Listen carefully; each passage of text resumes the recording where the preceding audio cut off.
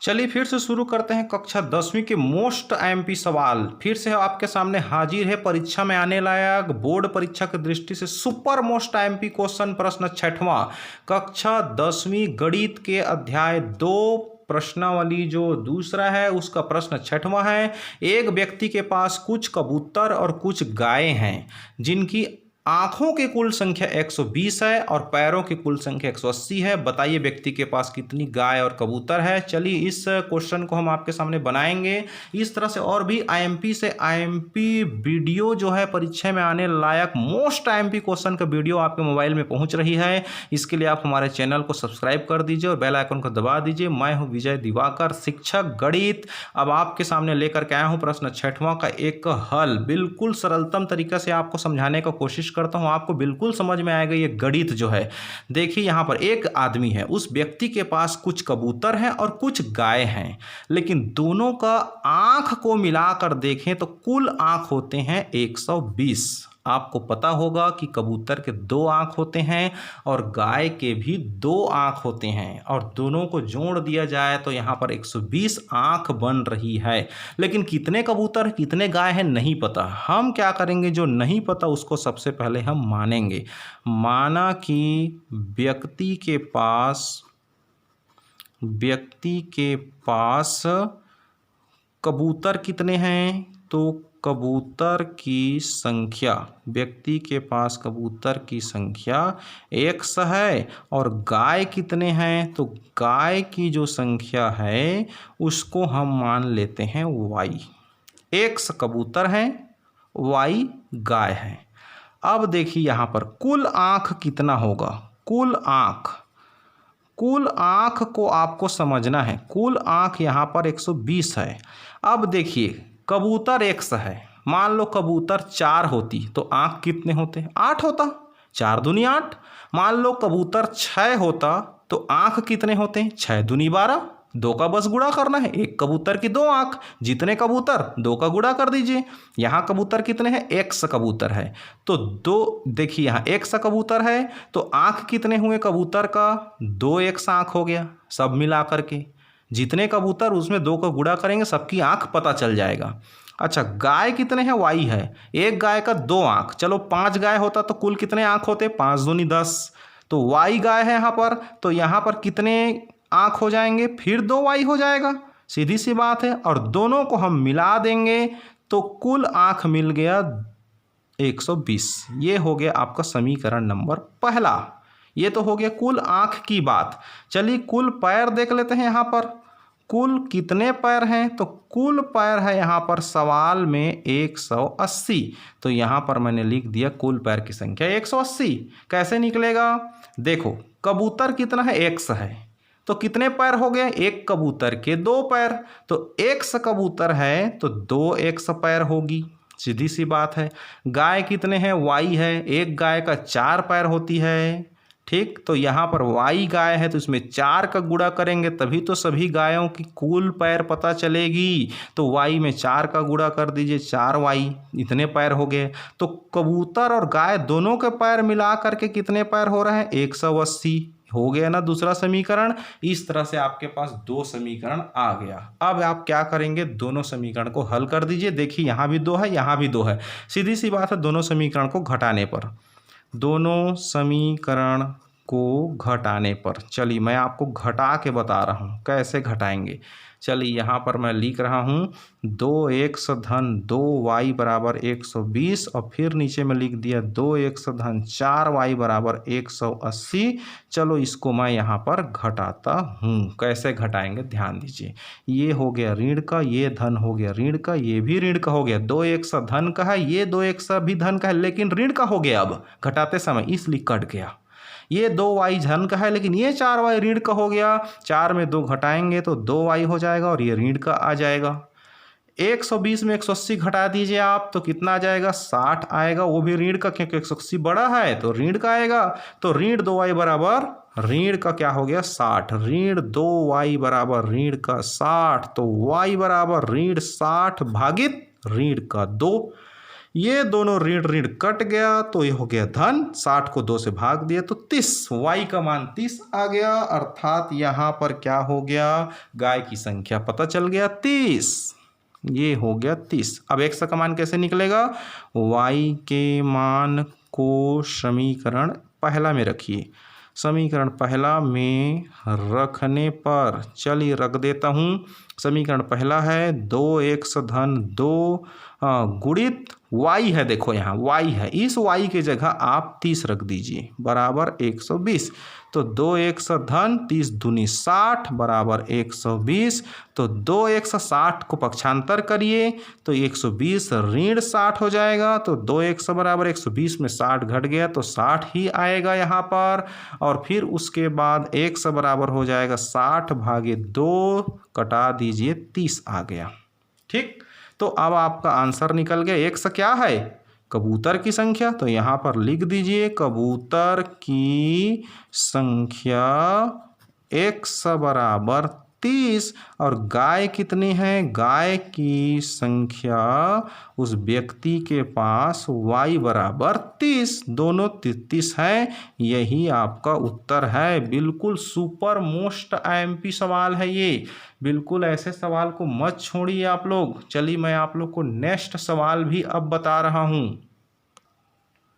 चलिए ध्यान दीजिए, यहाँ पर आपके पुस्तक का प्रश्न 11वां सुपर मोस्ट IMP क्वेश्चन, परीक्षा में आने लायक, कई बार बोर्ड परीक्षा में आ चुका है।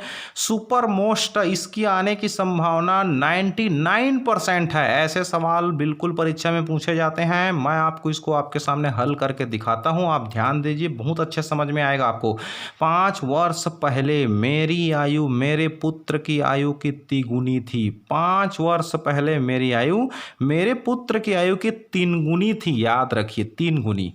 लेकिन 10 वर्ष पश्चात मेरी आयु मेरे पुत्र की आयु के 2 गुनी हो जाएगी। मेरी और मेरे पुत्र की वर्तमान आयु ज्ञात कीजिए। वर्तमान आयु नहीं पता, लेकिन 5 साल पहले मेरी आयु मेरे पुत्र की आयु कितनी गुनी थी। तो पहले के लिए घटाना पड़ता है और बाद के लिए जोड़ना पड़ता है। सबसे पहले तो हम ये पता करते हैं कि मेरा वर्तमान आयु, मेरा वर्तमान मतलब पिता की आयु, मेरा वर्तमान मतलब पिता मेरा वर्तमान आयु हम लोग मान लेते हैं यहाँ पर 100 वर्ष। चलो, पिता की वर्तमान आयु 100 वर्ष है और जो पुत्र है, मेरे पुत्र मतलब पुत्र की जो आयु है, ये मान लेते हैं वर्तमान में ये है y वर्ष। चलिए ठीक, अब प्रश्न के प्रथम शर्त से, प्रश्न का जो पहला शर्त है, प्रथम शर्त क्या कहती है, ध्यान दीजिए। 5 वर्ष पहले, कब, 5 वर्ष पहले की बात है। मेरा जो आयु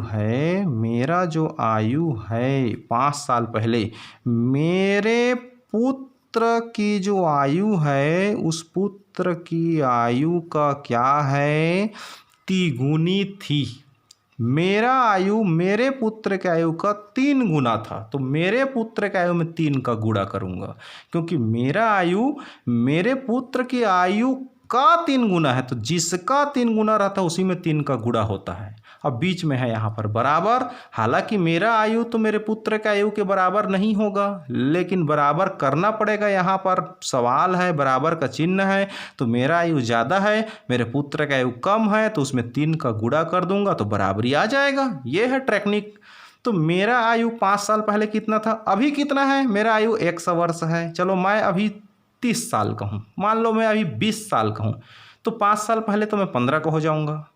इसी तरह से मेरा आयु मान लो 50 साल का है, तो 5 साल पहले मैं कितने का था, अभी 50 का है, तो 5 साल पहले मैं 45 का रहा हूँगा, 5 तो घटाऊंगा ना। तो यहाँ पर 5 साल पहले की बात आएगा तो एक समय 5 को घटाना पड़ेगा। पहले अगर मेरा अभी का उम्र 50 साल चल रहा है तो 5 साल पहले मैं 45 का था, तो 5 घटाना पड़ेगा, 1 से ऋण 5। ठीक, तो मेरे पुत्र की आयु भी तो कम रहा होगा। मेरे पुत्र अभी y साल का है, y ईयर का है, तो 5 साल पहले वो भी छोटा था, तो 5 कम कर दिया उसके में भी। और तिगुनी था मैं अपने पुत्र के आयु को तिगुना था, तो यहाँ पर इसमें 3 का गुणा कर दिया, ये हो गया। अब आपका समीकरण बनने जा रहा है x ऋण 5 बराबर 3 का गुणा कर दीजिए, 3y हो जाएगा, 3 पंछे 15 हो जाएगा। इसको घटाइए, पक्षांतर यहाँ पर आप पक्षांतर करिए, ट्रांसफर करिए, यहाँ पर 3y इस पर आएगा तो x ऋण हो जाएगा 3y, ऋण का 15 और ये ऋण 5 इस पर आएगा तो हो जाएगा धन का 5। अब क्या करनी है, x ऋण 3y बराबर 15 में 5 घटाइए तो ऋण का हो जाएगा ये 10। ये समीकरण नंबर पहला निकल गया। इसी तरह से आपको दूसरा समीकरण निकालना है, फिर दोनों समीकरण को हम हल करके आपको बताएंगे। प्रश्न के दूसरा शर्त से, प्रश्न के दूसरा शर्त क्या है, ध्यान दीजिए। मैं विस्तार से समझा रहा हूँ आप लोग को डिटेल में, ताकि इसके आधार पर परीक्षा में कुछ भी प्रश्न घुमा के देगा वो सब बनेगा। मैं इतना विस्तार से समझाऊंगा कि पुस्तक किसके आगे पीछे के सारे सवाल आपसे बनने लग जाएंगे। तो ध्यान दीजिए आप लोग, दूसरा शर्त क्या है यहाँ पर, 10 साल बाद मेरे पुत्र की आयु का क्या हो जाएगा, 2 गुनी हो जाएगी 10 साल बाद। तो यहाँ पर लिखूंगा मैं 10 वर्ष बाद। जो पिता की जो आयु है, मैं अर्थात पिता की जो आयु है वो क्या हो जाएगा, मेरे पुत्र की आयु का कितना गुना हो जाएगा यहाँ पर, तो 10 गुना हो जाऊंगा तो 10 का गुणा कर दिया पुत्र की आयु में। पिता की आयु अभी 1 है वर्तमान में, लेकिन 10 साल बाद 1 में 10 जोड़ना पड़ेगा। पुत्र की आयु अभी y वर्ष है, लेकिन 10 साल बाद के लिए क्या करना पड़ेगा, 10 जोड़ना पड़ेगा। और क्या हो जाएगा यहाँ पर, 2 गुनी हो जाएगी बोला है यहाँ पर, सॉरी, तो मैं यहाँ पर लिखता हूँ इसको 2 गुनी। तो यहाँ पर 2 गुनी हो जाएगा। पिता की आयु जो है पुत्र की आयु का 2 गुनी, तो 2 का आपको गुणा करना पड़ेगा। जैसे इस सवाल में 3 गुनी हो जाएगा बोला है तो 3 का गुणा किया, उसी तरह से यहाँ पर 2 गुनी हो जाएगी बोला है तो 2 का गुणा करना पड़ेगा, वो भी पुत्र की आयु का 2 गुना। देखिए यहाँ पर स्पष्ट लिखा है पुत्र की आयु की, जहाँ की रहता है का रहता है उसका अर्थ गुणा होता है, तो यहाँ पर गुणा है पुत्र की आयु का गुणा, मतलब यहाँ पर गुणा करना पड़ेगा पुत्र की आयु में ही। पुत्र की आयु की लिखा है, जिसमें की लगता है उसी में ही गुणा होती है 2 का, ठीक। अब इक्वल, यहाँ पर 2, यहाँ भी 2। तो ये हो गया 10 साल बाद x धन 10, 10 साल बाद पुत्र का आयु y धन 10, वो भी बड़ा हो जाएगा, और पिता जो है पुत्र का आयु का डबल हो जाएगा, 2 गुना, तो 2 का गुणा कर दिया। अब क्या करना है, ध्यान दीजिए यहाँ पर x धन 10 बराबर, सॉल्व कीजिए, 2 का गुणा कर दीजिए, 2y आ जाएगा, 2 दहम 20 हो जाएगा। पहले इसको पक्षांतर कर दीजिए, समीकरण मिलेगा।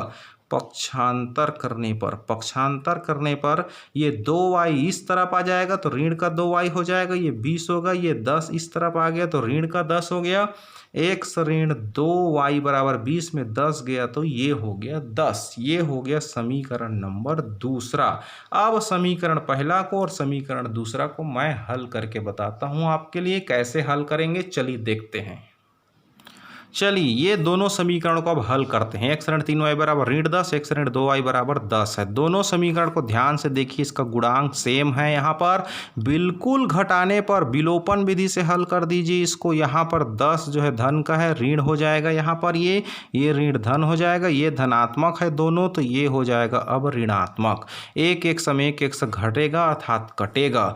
3y ऋण का है और 2y धन का है, तो ये ऋण है, ये धन है, फिर घटेगा तो ये y हो जाएगा। 3 में 2 घट गया, 1 आएगा अर्थात ऋण का y हो जाएगा। यहाँ पर ये ऋणात्मक आ गया। और इसी तरह से ऋण का 10, ये धन ऋण बन चुका है, ऋण 10, ये ऋण का 20 हो गया। अब ये दोनों ऋण क्या हो जाएगा, कट जाएगा, तो यहाँ पर y का मान आ गया 20। y के मान को समीकरण पहला में रख देते हैं। y के मान समीकरण पहला में रखने पर, समीकरण पहला में चलिए रखते हैं। हैं। x ऋण 3y बराबर ऋण 10 है। x ऋण 3 गुणित y का मान 20 रख दीजिए ऋण का 10, तो x ऋण 20 तिया 60 बराबर ऋण का 10 हो गया। इसको सॉल्व कर दीजिए यहाँ पर, तो x बराबर ऋण 10 ऋण 60 इस पर आया तो धन का 60 हो गया। x बराबर हो गया 60 में 10 गया तो 5। तो यहाँ पर x क्या चीज़ है? x ही तो पिता की आयु है, पिता की वर्तमान आयु, पिता की वर्तमान आयु बराबर निकल गया x बराबर 50 वर्ष, और पुत्र की, मेरे पुत्र की वर्तमान आयु y बराबर है यहाँ पर 20 वर्ष। इस तरह से आपको बोर्ड परीक्षा में बनाना है। यही आंसर है।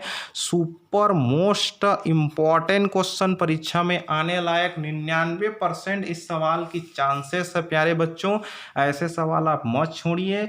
इस प्रश्नावली के मोस्ट एमपी क्वेश्चन था, तो और भी है एमपी आने लायक, लेकिन ये जो मैं अभी बना रहा हूँ वीडियो आप लोग के लिए, बहुत ही आईएमपी से आईएमपी क्वेश्चन का ही वीडियो आप लोग के सामने भेज रहा हूँ, ताकि आप लोग की नंबर बहुत अच्छा है और आप लोग सीखें भी। और मैं वीडियो ऐसा बना रहा हूँ आप लोग के लिए, ऐसा सवाल समझा रहा हूँ ताकि इसको देख करके भी जो सवाल छूट गया है वो भी आप बना लेंगे। अब इतना वीडियो देखने के बाद आपसे एग्जाम्पल भी बनेगा, और जब एग्जाम्पल बनेगा तो प्रश्नावली के अन्य भी सवाल को आप बना सकते हैं।